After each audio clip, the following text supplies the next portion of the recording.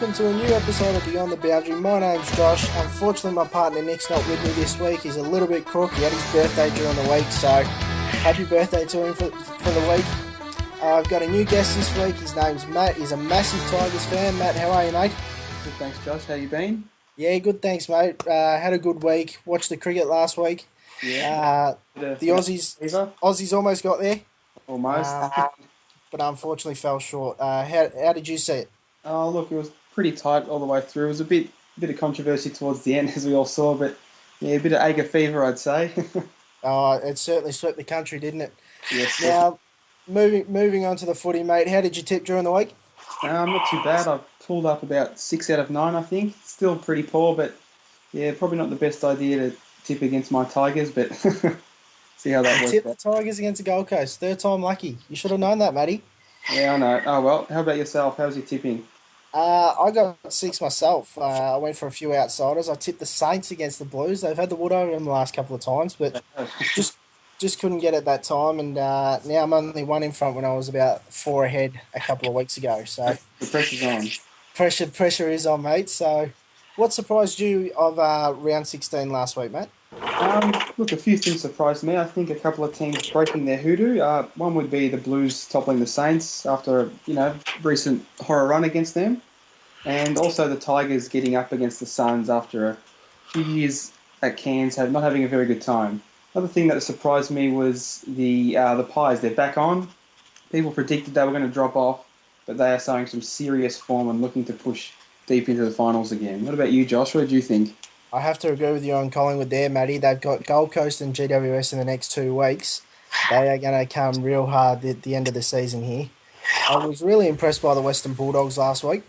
To be honest, I went to the game being an Essendon supporter and didn't expect too much of a competition. Yep. But to their credit, they were really good, and really probably the scoreboard flattered them a bit. I thought it was probably a 2 to 3 goal game, and not a 31-point deficit. So they were really good. I really like the Tigers as well. I'm starting to warm to them. They're really starting to play some good footy, and it's a massive game for them this week against the Dockers. Yeah, there's no doubt there. And moving on to the first topic of this week is the St Kilda Football Club. They've had a bit of a down year this year. They're on the decline, but Scott Waters has openly said during the week that he's going to play the youngsters for the rest of the season. It's a great move, I think. They've got some good young kids, David Armitage, Jack Stephen, just to name a couple, and there's obviously plenty more. Matt, what's your thoughts on it? Yeah, there's no doubt they're going through a rough time. They're going to have a few lean seasons, as you said. But look, there's a bit of talent there, definitely. They've taken out a few players. Malera's out this week, Murdoch's out, but they've brought in Tom Curran, Webster and Simpkin. Definitely the future there, so bright times ahead, but they got to go through a few lean years, unfortunately. They do, and every team goes through it at one stage throughout a decade. And you look at their side, as we said, you got Jack Nunes coming off a halfback, Damien Armitage, Jimmy Webster, Tom Lee, who's shown some really good form the last couple of weeks, Josh Saunders, Reece Stanley. These kids have got a lot of potential. 100%. So I like the direction that the Saints are heading in. I really do. I think they have to make a big play for that number 1 pick with Rewalt coming to the end of his career. I would think so also, yes. I think it's a massive priority for St Kilda to chase that number 1 pick. I think it's more important for them than any other side in the competition because they haven't really got another up-and-coming tall forward. There's Spencer White, but he's very, very raw. So get a big monster like Tom Boyd, who's in the mould of Tom Hawkins already. Exactly. Very, very tough player. Hard as nails. Get him to the club and build a team around him. Exactly. I definitely agree with you there, mate. Matty, next subject, it's everyone's favourite subject. It's the match review panel. I believe it needs an overhaul. I definitely agree with you there, mate. There was a few interesting ones over the weekend too. One being Sean Burgoyne's on Tom Logan. Yeah, I'm really surprised that Hawthorn didn't challenge this one. I felt it was very, very soft and not worthy of 2 weeks. I just cannot see how putting front on pressure on your opponent, getting them in the chest, which I believe he did, and cop 2 weeks for it. It's just, it frustrates me, Matty. It frustrates me. Inconsistent to say the least. The match review panel recently. Yeah, So, I don't like the point system. no, I neither. don't like the loading system. I think, I believe honestly that every case should be sent straight to the tribunal and be given what it's actually worth. Exactly. You can keep your good records and stuff like that, but taking carryover points and all that type of Yeah, it's just n- nonsense. nonsense, exactly. You took the words out of my mouth. It's just not right. And I mean, there was another one during the week, Kane Corns. It was behind play and he hit him with forceful contact, but the guy's never been suspended in his career. I know he definitely. It's very very touchy, especially hitting Sam. It was on Sam Mitchell, I believe. It was, yes. Very, very touchy situation. The fans were outraged, as you could imagine. The Port Uh, Adelaide Facebook and Twitter page blew up, and it was unbelievable. But yeah, that's the way the match review panel works. Unfortunately, these things happen, and just a bit of inconsistency once again. And Corns was charged with a level 3 charge. That is not a level 3 charge pushing someone in the back. Yeah, Maybe behind the play, forceful contact is a level 1 charge. He takes a reprimand, which is what they that's what pleaded for after the appeal failed. So, definitely. but yeah, I'm just not happy with it. One I was happy with, as much as I love the guy, is Steve Johnson's one. It Yes, was it was a silly act by Stevie J, and Chris Scott has rightfully come out and said he's not happy with him. It's I the definitely agree with that. It was very dangerous, head high, and look, these things happen, and you have to take it as it is. He's been suspended many times in the past. He's missed a lot of games against Hawthorn, unbelievably, but yeah, definitely agree with the match review panel on that one. Very stiff.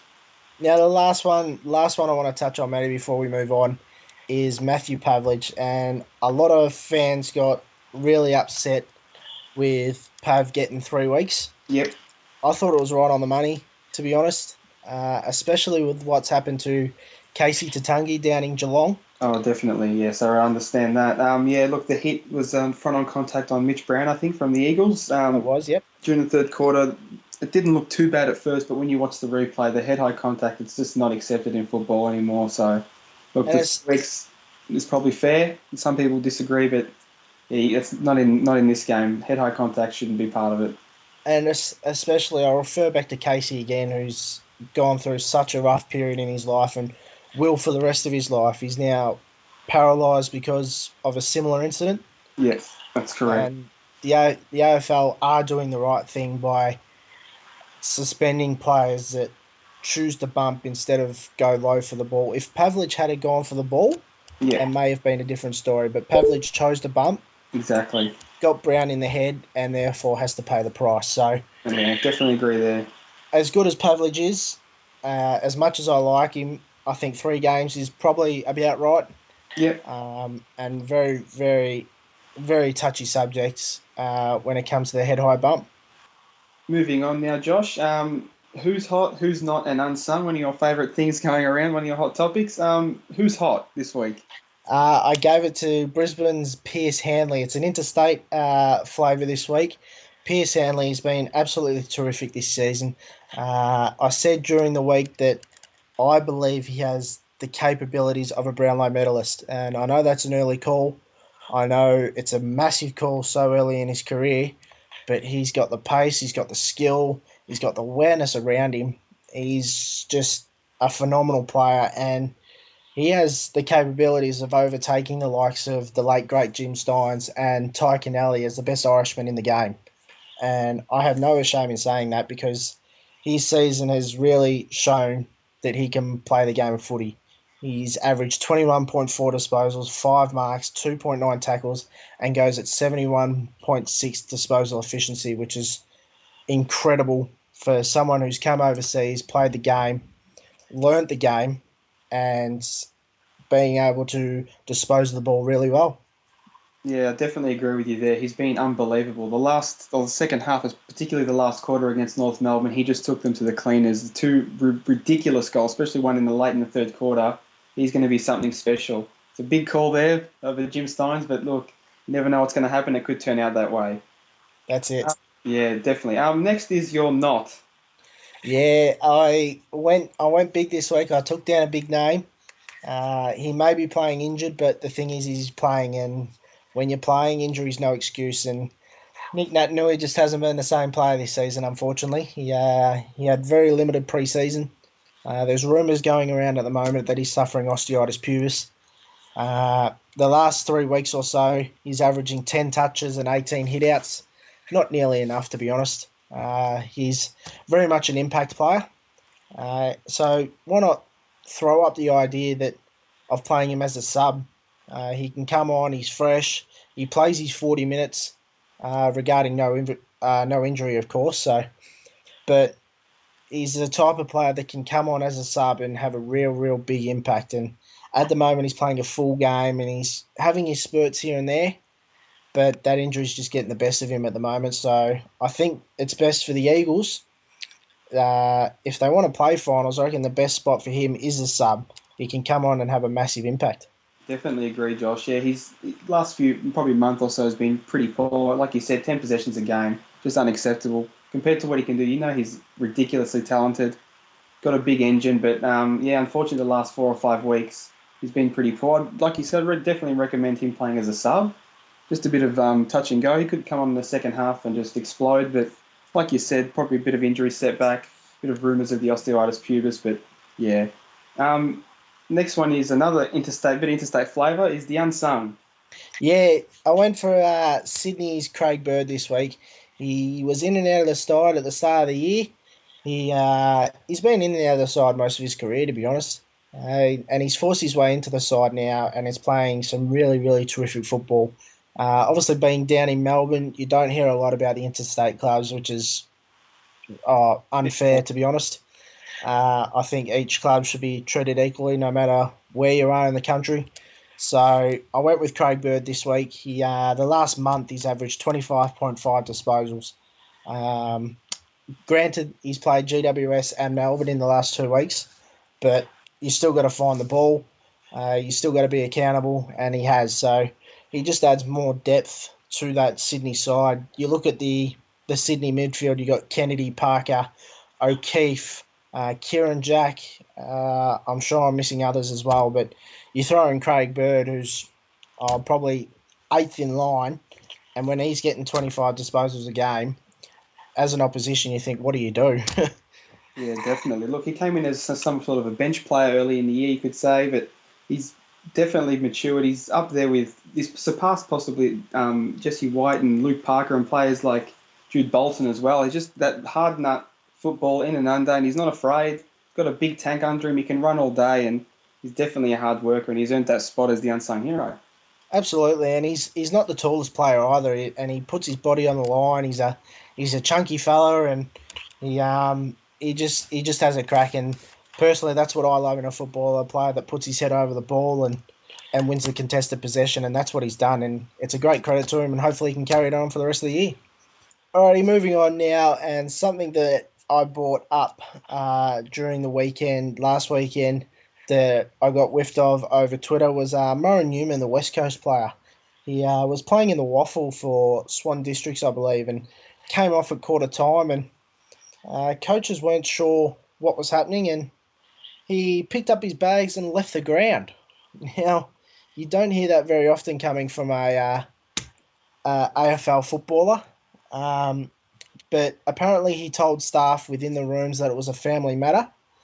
But coaches at Swan Districts and assistant coaches of the Eagles, Justin Longmuir and Neil Danaher, weren't so sure that was the case. It's a little concerning, Matt, isn't it? Yeah, it is. Look, he's got definitely a lot of talent behind him. He just had a few incidents late last year, and there was something to do with grievous bodily harm with an incident in Northbridge late last year. There was even talks that early, I think it was the time trial at the start of the season, that he was embarrassed by John Worsfold, who beat him in the time trial by about 2 kilometres. This is from Worsfold, who retired in '98. So, yeah, it was a bit of a worry for him. But look, if you hopefully, for the supporters' sake in the AFL, he can get back on track. Yeah, that's it. I mean, the unfortunate thing for him is that he's out of contract at the end of the season. So hopefully he can get his stuff together, have a real crack at AFL. The West Coast Eagles have a great history of standing behind their players, especially in tough times. Yeah. We all know what happened with Benny Cousins. That's right. So hopefully he can get his life back on track and doesn't have too many problems from here on in. Now, adding in a new segment from now on, we're going to call it the Toast and Roast. We're going to toast anyone in the world who's done their due diligence, and we're going to roast someone who we think might just need a bit of a roasting. So, Matt, I'm going to let you kick it off. No worries, mate. Look, my toast of the week goes to the ripper of a bloke who went on a bit of a nude run at the State of Origin last night, which I'm sure you saw. And yeah, he was a top bloke running around. Eventually got caught. And yeah, my roasting this week goes to the security who was chasing him down. Terrible effort. The bloke was at least 30, 40 kilos overweight. And it took them a couple of minutes to get him down. And once they got him down, there was a couple of incidents on screen where the security had tripped over, and it was quite amusing. It was. I'm surprised they allowed him to get that far, to be honest. Yeah, he had a decent run. He covered more meters than most players did for the Maroons. But yeah, and what about your toast and roast this week? My toast this week goes to the amazing man by the name of Shane Crawford. He's finished his ride from Melbourne to Perth for the Breast Cancer Network of Australia, and it was revealed earlier tonight that he's raised $1.328 million for the BCNA, which is just an incredible effort from Crawford.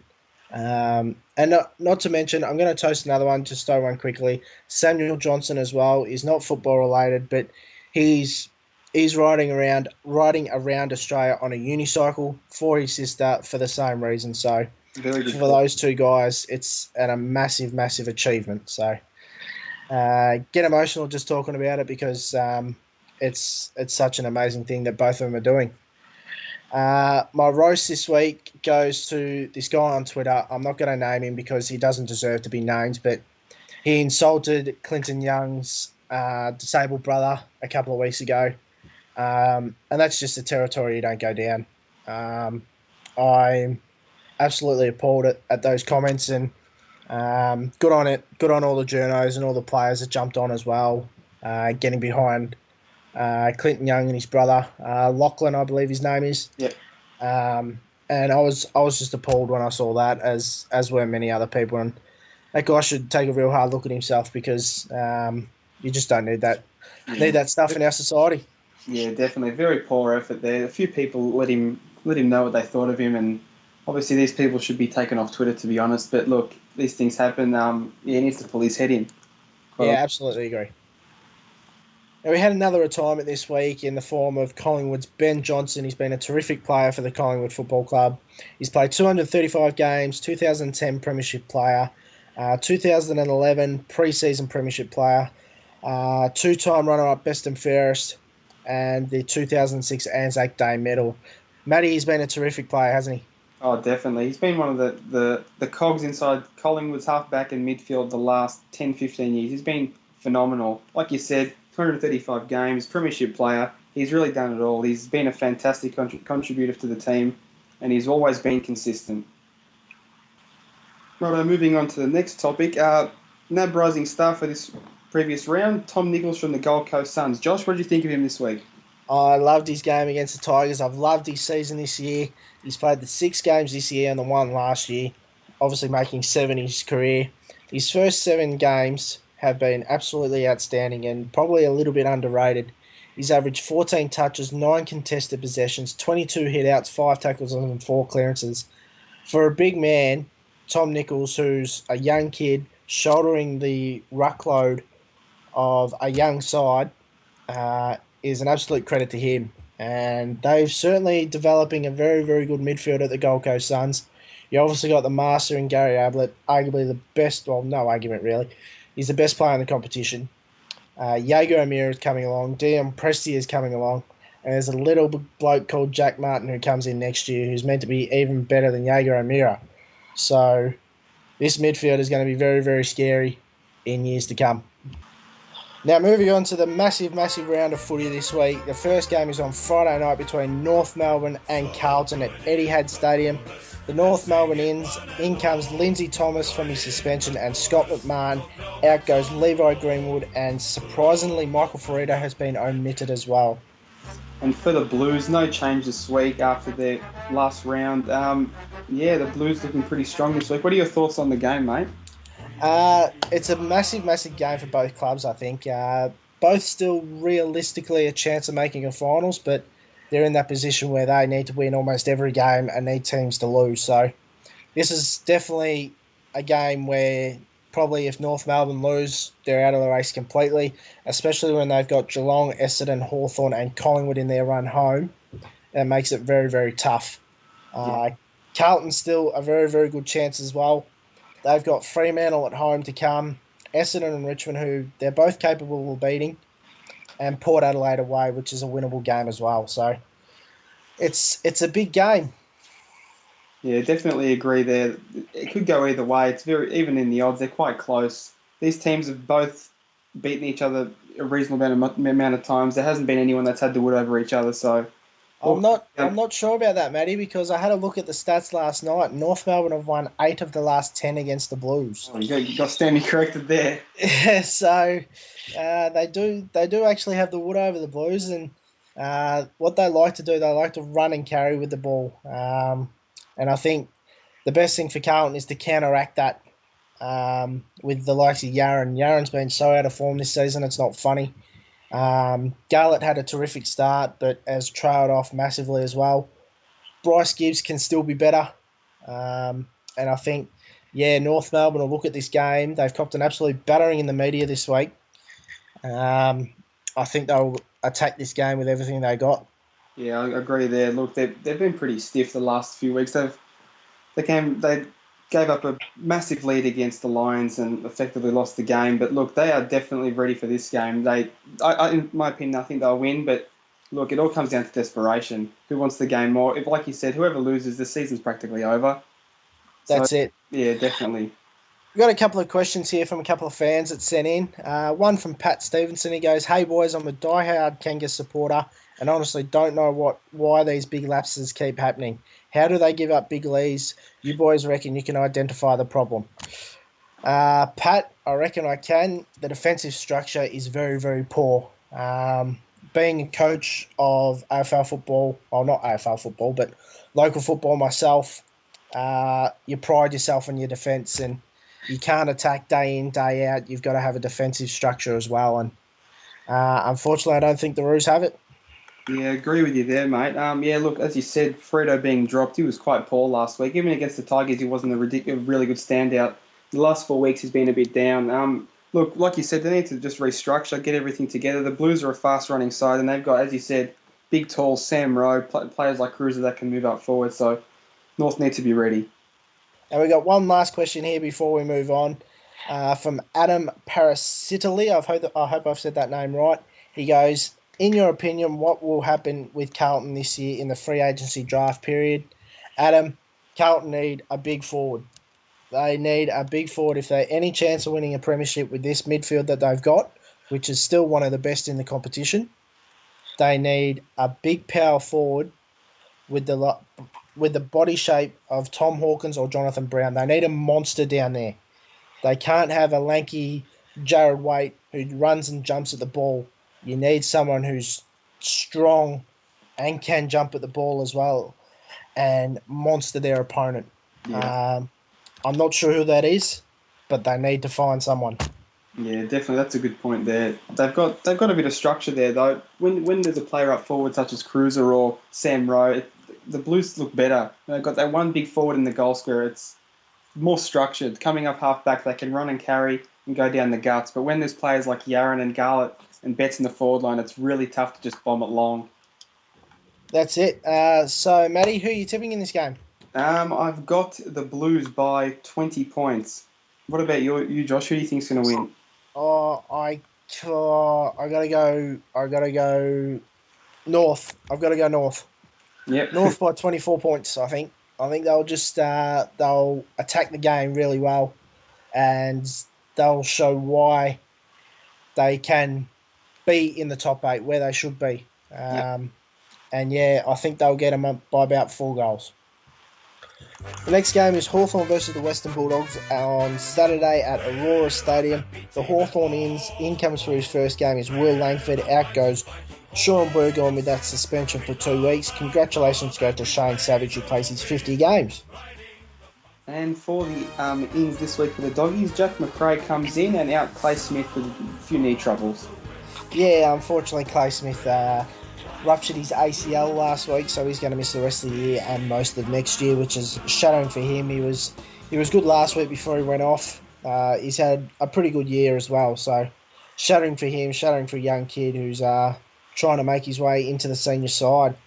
Matty, I want to ask you a very, very big question here, and it's regarding Franklin and Hawthorn. Yep. Is Hawthorn a better side without him? In general, yes, I think they're a better side. It's nice seeing Roughhead back at his best like he was in 08.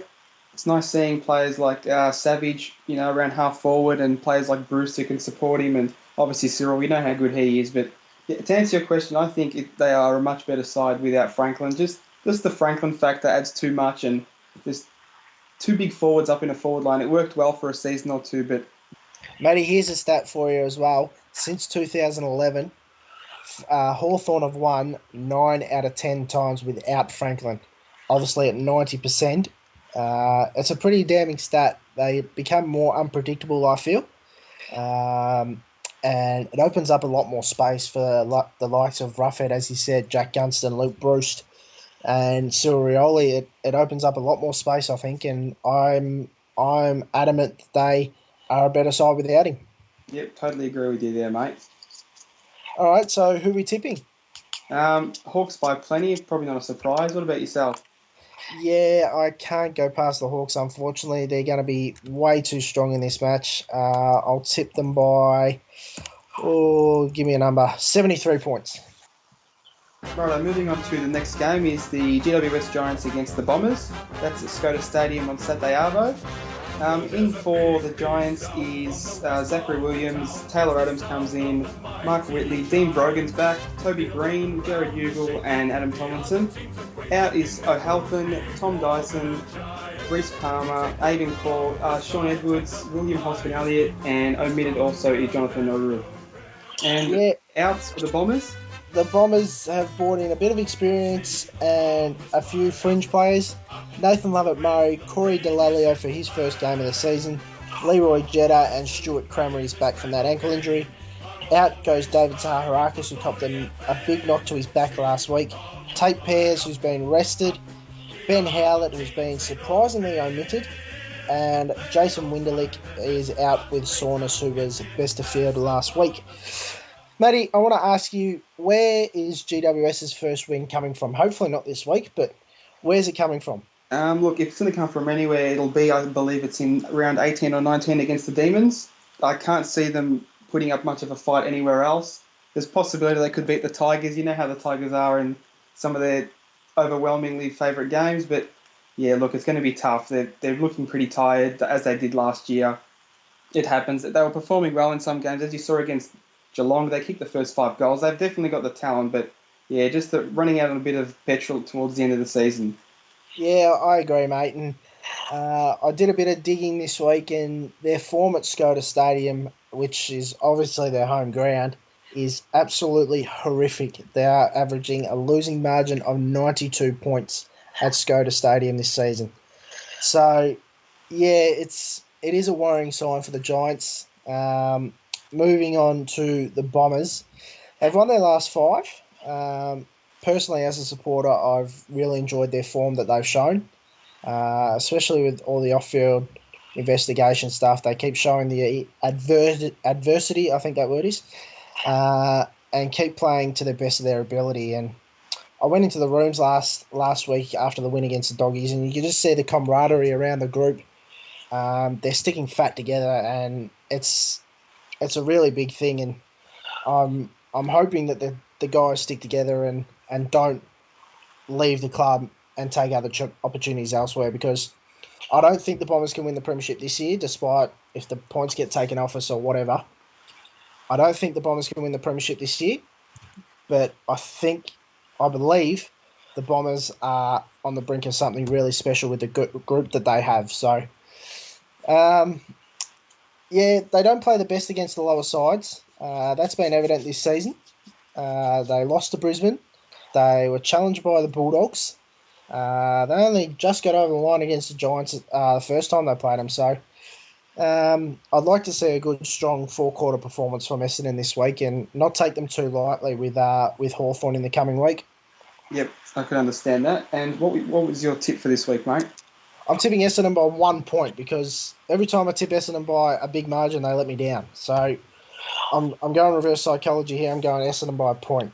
No worries. I'll take Essendon by around about 10 goals. I'll be happy with that, mate. Very happy with that. And on Saturday afternoon, we've got the Gold Coast Suns up against the Magpies at Metricon. That's a 4:40 start. And in for the Suns is Alex Sexton and Maverick Weller, who returns. And out is David Swallow with a knee injury and Tom Murphy omitted. And for the Pies? In comes Tyson Goldsack and Kayla Mooney, who got upgraded this week from the rookie list. Out goes Clinton Young with that unfortunate hamstring, and Jared Blair with a calf injury. Matt Shaw plays his 50th game as well for the Gold Coast Suns, one of the original Gold Coast Suns. Matt, interesting game this. You probably expect Collingwood to win quite comfortably, but the Suns are a team that we've seen this season can surprise anyone. Yeah, look, they've been really good the last couple of months. Their last month, however, has been pretty poor, but I'm sure they can find some form against the Pies. They play really well at Metricon as opposed to playing in Melbourne, so anything can happen. They're a dedicated side. Like you said before, Gary Ablett is an absolute superstar, so it's going to be hard to contain him. Look, it's a bit of an up and down. Nathan Bock had a big week in the reserves last week, so he can't be too far away also. Yeah, he kicked 9 in the NEAFL in the Suns' draw in the reserve, so he's obviously showing some form, getting back from that horrific broken leg. So he can't be far away, which is good to see because he's a talented player. He was at Adelaide, and we haven't really seen the best of him at the Suns because he's been injured. But it'd be good to see him back. Now, there's a player at Collingwood that is pushing Gary Ablett as the number one player in the competition. And I personally believe that last week it was his best game. Scott Pendlebury. He was absolutely phenomenal against the Crows last week, Matt. Yeah, he was. His form has been phenomenal. Absolutely. And I wouldn't be surprised if he's around the mark come the end of the year regarding a certain Brownlow medal. So that might be a little hint on where he is on that Player of the Year leaderboard. But he's certainly a prodigious talent and definitely, I would say, the second best player in the competition. So, Matt, who are you tipping? Look, I'd love to see the Suns get up, but I think the Pies will be too good. So I'm going to say the Pies by a couple of goals. Yeah, I'm going Collingwood by 45 points, I think. Just think they'll be too strong. They're on the run. They're playing some great footy. They'll be making sure that they don't make a slow start this week. The last 2 weeks they've been caught off guard, and they'll be making sure that they have a really good start to this game and run away with a good four-quarter performance. The next game is St Kilda versus Port Adelaide at Etihad Stadium on Saturday night. St Kilda, in comes Jimmy Webster, Tom Simpkin, and for his first game, Tom Curran. Out goes Jaren Geary with a leg, and omitted is Terry Malera and Brody Murdoch. Sean Dempster plays his 100th club game for St Kilda. And in for the Power is Kane Mitchell, Justin Westhoff, and Sam Calhoun. And out is Tom Logan, Matt Thomas, and Kane Corns through suspension. Yeah, a bit stiff to lose Kane Corns, as we spoke about earlier, but we'll move on from that.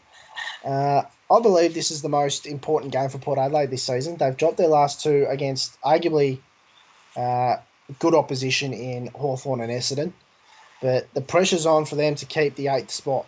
But they also need to keep pressure on the likes of Richmond and Collingwood.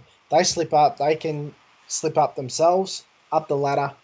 They just need to keep winning, and they need to win games like this. This is certainly their most important game this season, I feel. Yeah, definitely, that's right, Josh. Look, St Kilda's got a lot of youngsters in, as we spoke about earlier, and that forward line, especially Chad Wingard, who's chipping in every week with a few goals, and Jay Schultz up forward. It's going to be tough for the Saints, I think. Absolutely. We got a question from Nicholas Phillips during the week as well regarding Chad Wingard. He's only in his second year. Is he in all Australian format? Look, he's really close to. He possibly is. If he can keep this up for the remainder of the season, I think he will be. He's averaging over 20 touches and kicking a few goals a game, which is unheard of for a 19-year-old. It's unbelievable stuff. But yeah, I think he is. What's your opinion on it, Josh? Yeah, I absolutely agree, and I think I'd be putting him in my All Australian side at the moment. He's in my mid year one. He wasn't in there, but his last 6 weeks have been absolutely phenomenal. And as he said, he's been averaging 20 plus disposals a game, and he's kicked over 20 goals this season, which is, as he said, unheard of for a 19-year-old in this competition in this day and age. So he's had a terrific year and deserves every recognition that comes his way. So, who are we tipping, mate? Can the Saints cause an upset, or? I don't think so. With inexperience down back and all these youngsters coming in, I think the Power are going to have too much up forward. So I'm going to say the Power by 15. Yeah, I have to agree, mate. I think this is just too important of a game for Port Adelaide to drop, and I think they'll win by about 32 points. The next game is Melbourne versus the Brisbane Lions up in Darwin. Melbourne have brought in Jack Viney, who's missed the last month or so with a foot injury, and out goes Dan Nicholson, who's been omitted. Mate, you got the Brisbane ins? Yeah, for the Lions, that in is Elliot Yeo, and out is James Polkinghorne, who was omitted. Yeah, it's an interesting game. This up in Darwin, it's not everyone's favourite destination to play footy. That is. Yes, definitely. Where can Melbourne win this game, Matt? Look, definitely the inside 50s have to be turned around from last week. I think they had a very low, I think it was around 20 inside 50s or perhaps lower last week, which was very poor from a Melbourne perspective in general. Look, they need to just move the ball forward. They need to have some structure. Brisbane's been playing some pretty good footy. They can turn it up against the big sides, and it's going to be tough for the Ds. Yeah, they had the lowest 50 inside 50 count in history last week against the Cats. It's one thing going down to Simmons Stadium to play Geelong is you don't want to go down there. You're playing Geelong and it's wet. You don't want to come up against that. And unfortunately, it was inevitable that the Demons were going to cop a fearful pounding. And to be honest, if Geelong had a kick straight, it probably would have been a lot worse. Really, I can't see the Demons winning. They have improved under Neil Craig, but the Brisbane Lions, they come off a very good win against North Melbourne last week after trailing by 5 goals. They have that never say die attitude. They've showed this season already against Geelong and North Melbourne last week as well. So I think it's just too big of a game for Brisbane. Brisbane are also still in finals contention as well. And I think it was interesting, I saw during the week a little snippet that I hadn't seen before, that Brent Maloney said that his relationship with Mark Neeld wasn't the greatest, and that's the first time I've heard of that, and that's pretty big news. And for someone, a former player, to say that, that speaks volume. It does, definitely. Yeah, look, it's going to be a tough game for the Demons. I've just had a quick look at the weather for the game. It's going to be 35 during the day, a low of 26, so it's going to be pretty tough for the Demons. I'm sure the Lions are a bit more used to that kind of humid weather, especially on a night game, so it'll be tough. It will be. Matt, who are you tipping, mate? I'm going for an upset, believe it or not. I think the Demons can win. I'm putting them by 6 points. 6 points. Gee, I can't do it. I'm gonna have to tip the Lions by about 5 goals. 32 points for me. Okay, looking at the next game on Sunday football, it's the Tigers and the Dockers at the MCG. And in for the Tigers is Basher Hawley, Shane Tuck and Sam Lonigan. And Matty White plays his 100th game this week. And for the Dockers, in comes Jesse Crichton, Lockie Neal, Paul Duffield, Matthew Taberner and Jack Hanneth on the extended bench. Out 2 massive outs for Fremantle. Matthew Pavlich has been suspended, as we've talked about before. And small forward Hayden Ballantyne is out with a hamstring. Matty, let me know your thoughts on your Tigers, mate. Can they get up and beat the Fremantle Dockers? Yeah, look, the Dockers are going to be pretty tough, especially it's likely to rain on the Sunday, and we don't really have a good record against them. But look, anything can happen, but just the structure's got to be there for the Tigers. The Freo's really good at strangling teams in defence, and it's going to be really tough. If we get a bit of form going in, Vickery and Rewalt playing well up forward, it's going to be a possible win, but it's looking tough for the Tigers. Yeah, it is. Fremantle, as well documented, is the best defensive side in the competition. They structure up really well, as you said. The positive for Richmond here is that this is Fremantle's first game at the MCG this year, so they don't get to play there very often, and they'll be looking to change that with finals coming along. But for Richmond, it's massive. They broke a hoodoo last week, but they've got another one in front of them this week. An amazing stat is that they have never beaten a Ross Lyon coach side. So Ross knows how to beat the Richmond side. So it's a big test for Richmond. They need a big scalp. They are yet to, I don't want to say beat anyone of any note because they have, but they need a big scalp, and Fremantle is that big scalp. As top 4 team, Richmond need to beat them. So, Matty, how much of a loss is Matthew Pavlich to the Fremantle side, do you think? It's a massive loss, including Hayden Ballantyne. He's another massive loss with the hamstring issue he's having. But look, up forward, they've still got a few tall men to pass around and move up and back. But I think the loss of Matthew Pavlich is going to be pretty tough for them. Hayden Ballantyne, he's a wet weather specialist, as most of us know. And look, it's going to be tough, but I'm sure they can fill the void. They've got a really in-depth side. We've seen it before. They've had injuries all season, and they're still sitting around the top 4. So, yeah, I don't think it'll make too much of a difference, but it will hurt them in the early stages of the game. Just for the record, I think last time these two teams played at the MCG, Pavlich kicked 6 in the wet, and the difference was only 12 points. So, and in Perth earlier this year, I'm pretty sure Ballantyne was the leading goal kicker in that match as well. So, they're massive losses, but the midfield of Fife, Mundy and Barlow, they go under the radar a lot of other opposition sides. Richmond are going to have to be wary of those 3 heading into this game. Cochin, he hasn't been himself this year. I still believe his disposal efficiency can be better. I mean, I love the guy. He's a terrific footballer. He's going to be even better if he fixes that disposal efficiency. And Matt, I know you agree because you're very adamant on that as well. So I think the Richmond side need to be at their efficient best if they're going to beat the Fremantle side. Definitely agree there, mate. And who are you tipping this week? I'm going to go the Tigers. I think they can beat them. I believe the hype. And I said during the week, Richmond belong in the finals. Crowds come. They belong in the finals. People think I hate Richmond. I don't know why. But they belong in the finals. They deserve to be there. They've had a good season. I'm tipping Richmond by about, I don't know, not much, but 4 points. Yep. Look, I'm taking Freo still. I'm going to say 3 goals. Just got a feeling that, when the pressure builds up, we're pretty stressed under pressure. We crumble a little bit. So I'd love to see us turn it around, but look, time will tell. Hopefully we can turn it on in the wet. Moving on to the next game, Sunday afternoon footy. It's the Crows up against the Cats at Amy Stadium. In for the Crows is Mitchell Grigg, Ian Cullinan, Luke Thompson, Sam Kerridge and Richard Tamblin.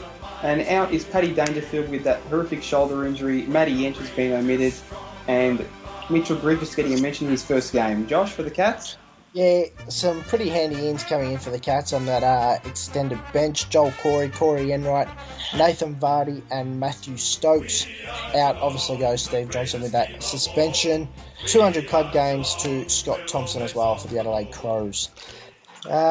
Matt, last time these two teams played at Amy Stadium, the Crows gave them a good old touch-up, but I think it might be the other way around this week. What are your thoughts? Yeah, I think it might be a bit different this time around.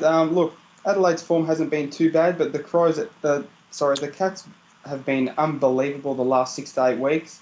They've kept up that Kennett curse going, and they put away Fremantle the week before that, even though Freo's defence was sublime. But yeah, look, it's going to be tough for the Crows. What are your thoughts on Dangerfield? Is it going to hurt him being out like this? You can give that best and fairest to him right now, and even if he doesn't play the rest of the year, he's basically carried the Adelaide Crows this season, and that's pretty harsh to say because the Crows have had their injury worries and a bit of off-field drama at the beginning of the year regarding Kurt Tippett and everything like that. So you can say that they've had a bit of a bit of non-luck this season, but Dangerfield is, no argument, is their best player, and he's going to be a massive loss, especially in that close contest. The one thing it does do is create unpredictability in that Adelaide midfield. Someone has to stand up. It might be a Jared Lyons, it might be Mitchell Good coming in for his first game. It might be a Jason Paul-Pleasure. Who knows? But someone's going to have to stand up if there's any chance of beating this Geelong side. Yeah, definitely agree, mate. It's going to be the midfield that has to get on top if they want to beat the Cats. Players like Rory Sloane and Scotty Thompson, even David McKay, they really got to get on top and, muscle out these Cat midfield, such as Selwood and Corey, who are just big bodies, get in and under and get the footy out of there. So it's going to be tough. Yeah, absolutely. Geelong, Nick's been in my ear all week about this one. They averaged 92 points up to the game against Brisbane, and since then have averaged just 48 points against in the 3 games since, which is an incredible stat. They've tightened their defence up really well, and limited the Melbourne Football Club to only 19 inside 50s last week, the biggest differential in AFL history. The Cats had 70 inside 50s, and the Demons, as we said, only had 19. So they've really tightened that defence up, and a couple of younger players have really stepped up as well. Josh Caddy has been a terrific player the last couple of weeks. He's really stepped up and added another string to the Geelong midfield bow. And Dawson Simpson, Nick has also been in my ear about this one. He believes that Dawson Simpson is now the number 1 ruckman at the club, and it's hard to argue, really, because his last 3 weeks have been absolutely super. He's keeping Trent West out of the side, who had 60 hit-outs in the week in the VFL the week before. And Simpson has really developed his game in the last 3 weeks since coming in as that late withdrawal against the Brisbane Lions. Yep. And just a quick one, your tip for the game? Yeah, can't go past Geelong in this one, unfortunately. I think they'll win by about, 55 points. Yeah, I'm going to go with you there, Josh. I'm going to say about 55 points also. The final game of the round is the West Coast Eagles versus the Sydney Swans at Patterson Stadium on Sunday. It's a well-documented rivalry over the last decade. The ins for the West Coast Eagles are Blaine Wilson, Sharrod Wellingham, Luke Shuey and Adam Selwood. Out goes Andrew Embley. A little bit of a weird milestone for Dean Cox. He plays his 250th game under John Worsfold, only the 6th player in history to do so. And for the Sydney Swans, they've got in Dean Towers, Harry Cunningham, Xavier Richards and Mitch Morton. And just a quick one, Dean Towers is his first game in AFL footy, so congratulations to him. And Ben McGlynn is out through suspension. Yeah, McGlynn's probably a bigger loss than people probably think. He's an antagonistic small forward that kicks goals and gets under the skin of opposition defenders.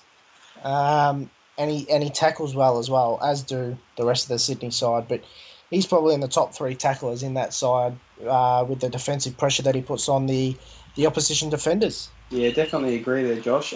Quick one for you. Nick Naitanui, where do you see him? What kind of impact does he need for the Eagles to get up?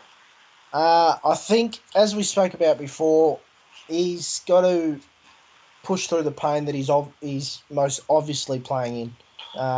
There's no doubt he's playing in some kind of pain in that groin area. That it's been rumoured that he's got osteitis pubis, so it's very hard to play if you've got that. But yeah, if the Eagles are to win, Nick Naitanui is obviously the player that the Eagles will look to have a big game. He'll be able to run around Pike and Mumford, but he can't afford to underrate those two because they're playing some terrific football themselves. So I think if the Eagles are to win, the likes of Naitanui, Cox, Andrew Gaff as well, who's had a down year, need to have a big game. So good defensively, just as good attacking. Malcheski, McVeigh, Grundy and Richards, and just to name a few. They've been pretty good off the half-back and half-forward lines. Really quick, they're going to have to jump on top of the Eagles. They've got a lot of outside midfielders on the wing, players like Gaff and Naitanui who can run up and down all day. Josh, who do you think's going to win this game? I can't go past the Swans, unfortunately, mate. I think the Eagles' season is shot, unfortunately. I don't think they can win this game, and if they don't win this game, their year's shot, unfortunately. So I think the Swans will get their number pretty comfortably. Unfortunately for Eagles fans, they've been absolutely annihilated by injury this season, and but the Swans are kicking into gear, and do not rule them out of back-to-back premierships. They are definitely hard to do, but they're more than capable of doing so. And I think the Swans might give them a fair old belting. I think by the tune of 53 points. Yeah, it's a big call. I think they might win. I don't know if they'll win by that much. I'm tipping them just by 2 goals. Well, that's it for another episode of Beyond the Boundary. It's been a terrific episode. Matt, I appreciate you coming on this week, and we'll definitely have you on again. You've been absolutely super. Thanks for coming on, mate. No worries. Happy to be on. Thanks, mate. Now, remember to like us on Facebook. We're getting up towards 18,000 now. We want to get to 20,000 by the end of the year, so we need all your support. Make sure you subscribe to the YouTube channel as well, so you can get all the podcasts as they come to hand. Like us all on Twitter as well. We're frequent Twitters. Have a chat to us. We're not going to bite your head off.